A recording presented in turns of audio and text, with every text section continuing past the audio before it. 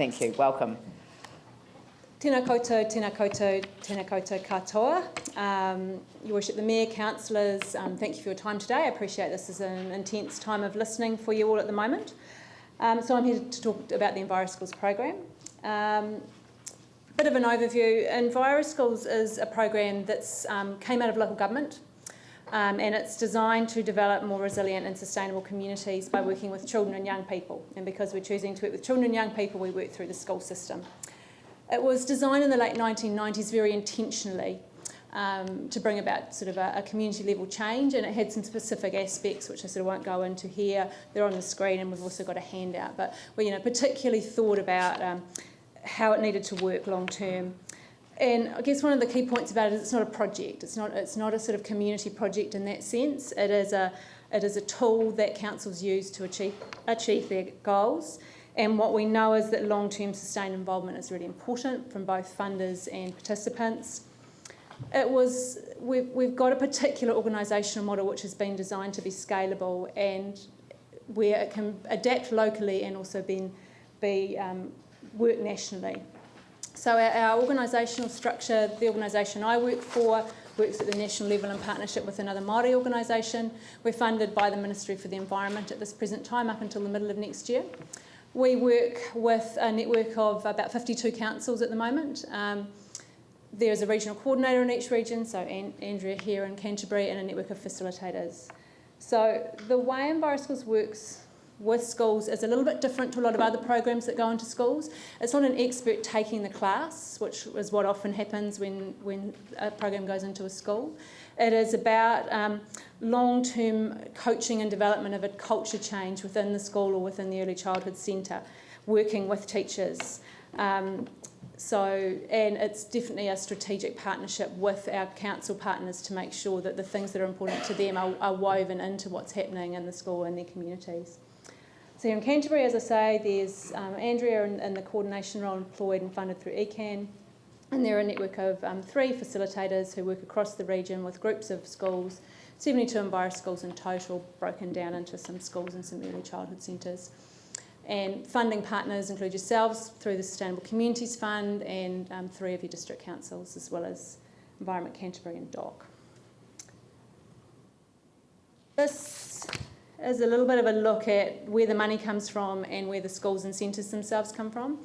So the graph on the left is in the 2014-15 year total funding for the Enviroschools program in Canterbury. So Enviroschools Canterbury was $218,000. So the bulk of that, just over half of that coming from Environment Canterbury, and then contributions from DOC and ourselves, so making up just about 2/3 sort of across the whole region, and then contributions from various territorial authorities. So yourselves are the orange sliver. The contribution from the city in the 14-15 year was $5,000, which has gone up and down over time, and that is included on page 2 of our written submission. However, 43% of the schools that are involved in Enviroschools are in the city. So we've got 43% of the schools and 2% of the overall funding, which is why other partners are submitting and why it was included in the Environment Canterbury submission, as I understand that was addressed to you the other week. So this is the kind of disconnect that we're trying to work through at the moment. So I'll come back to some of that at the end. What I wanted to share with you, though, is some really great news. At the end of last year, we ran what is the largest survey of what's happening in environmental education in New Zealand schools that's ever been run. And here's some just information about it. We had a really great participation across the country, and as you can see, higher than the national average participation here in Canterbury. And very, very thoroughly filled out surveys, which, going to busy school teachers is quite an achievement and speaks to the value that the participants place in this program. The evaluation experts that we worked with on this were blown away by the quality of the data that we got back. So what we found out is the schools and centres involved are taking a huge variety of actions, and this program is very much about not just one single issue, but encouraging people to take action across a range of issues that are important to them. So you can see things around waste and food and biodiversity are done by just about every Enviroschool in the country. Some of the more challenging areas are still done. So, it's hard to take action on buildings, but 2/3 of schools are doing something around more ecologically friendly buildings, which which is really encouraging for us. As a territorial authority, obviously one of the issues for you is waste and waste to landfill. So what we know is that almost all Enviroschools are doing something about waste, and importantly they're doing a lot of different things. They're not just recycling their paper, which is easy to do. They've got organic systems, they're reducing, they're thinking about their purchasing policies. So that most of them are doing 3.4, so 3 to 4 activities. So that was really heartening for us in terms of the depth of practice. We also found that there was really great action in biodiversity, and again across a range of areas. And the important thing in this one is in terms of things like restoration planting, a huge proportion of that is restoration planting with communities. So this is one of the ways that Enviroschools is really getting into and supporting relationships in communities. Food production, so this to us is about resilience, about community building. And, for example, if you look on the graph in terms of food distribution, more than half of the food grown has been eaten by the community. And what we see is the longer schools are involved, the more they're thinking about where is their food going. Are there people that are actually hungry in their community? Should they be growing a bit more food and actually distributing that into their community? And that's really raising a much stronger community ethos. And we've seen some really good evidence of that in both these results in the statistics, but also in the comments of the survey. So water, obviously a very big issue here in Canterbury, and we've got about 2/3 of the schools in the country are doing things in the water area. And again, in terms of resilience and looking at natural disaster and what you guys have been through here in Christchurch, half the schools getting now into rainwater harvesting. So just raising that consciousness of how to do that. You can do that. You can have a local source of water, which if the tap doesn't work, you've got a backup. So this is where Enviroschools is, looking at a range of different issues and then weaving them all together. So they might be using their rainwater harvesting to water their orchard, for example, but it's also there for emergency use if needed. All of this, we've seen really great. 82% of Enviroschools are saying that they are more engaged with their community as a direct result of Enviroschools, and the sort of parts of their community they're engaged with are up on this slide. So obviously connection with council, because it's councils that are funding this program, but also other things. You can see community restoration groups, which I mentioned earlier, the Department of Conservation working with iwi, a range of other people in the community. So this to us is really gratifying because it was the whole point of our program. We were working with children and young people to make change in communities, and what we've found from the survey is that's working because schools are more connected with their communities, which is, as I say, what we've wanted all along.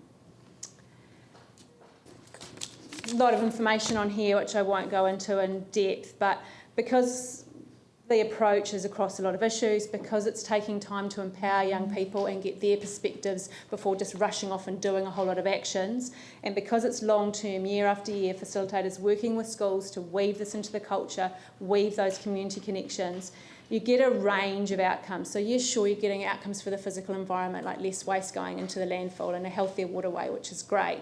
But you're also getting people feeling more connected, understanding what citizenship means, understanding more about the cultural connections in this country, and even some economic things, which is not at all the aim of our program, but it's a really useful side value that the participants are seeing coming through. So really, this program is an investment, a long-term investment in community resilience. And there are 3 things that I'm here today to sort of ask for you to consider as council, and I'm obviously very aware of the huge number of submissions, the huge number of competing priorities. However, I do understand that investing in community is something that you're really wanting to do, and I would put to you that Enviroschools is actually a really cost-effective way for Christchurch City Council to invest in its communities. The things that we really need to make this partnership work, and sort of thinking back to those pie graphs, we really need from our council partners consistency in the funding, and you'll see from page 2 in our submission it's gone 30,000 year after year after year, then 10,000 and then 20 and then 5. So that contestable grants process makes it really impossible to plan, and it's putting a lot of pressure back in the system, because essentially the other council partners are like, how can we manage something when funding's going up and down like that. An amount closer to actual costs is important. There are 31 Christchurch schools involved, 39 more that want to be involved. 30,000 is not the cost of supporting those schools. It's higher than that, it's closer to 45,000. However, the other council partners, including the regional council, recognise the funding pressure that you're under. So therefore, the contribution being asked for is 30,000 as a way of making a meaningful contribution to the costs of supporting schools in Christchurch City and potentially allowing some incremental growth of those 39 that are really keen to be involved. And the other thing we really need is a closer relationship with Christchurch City Council staff to get the best out of this program, to make it work strategically, and I'm pleased to say that's starting to happen now, so we've made some progress on that. Yeah, I think there's no point having money if you don't have the relationship. Exactly, yeah. Exactly. So, yeah. But the time's up, I'm afraid. Yep. So, look, thank you very much. ECAN also submitted asking us to put that back on our budget. So, obviously that's something that we will be considering, and you've presented very well and given us a lot of food for thought. Great, thank you very much.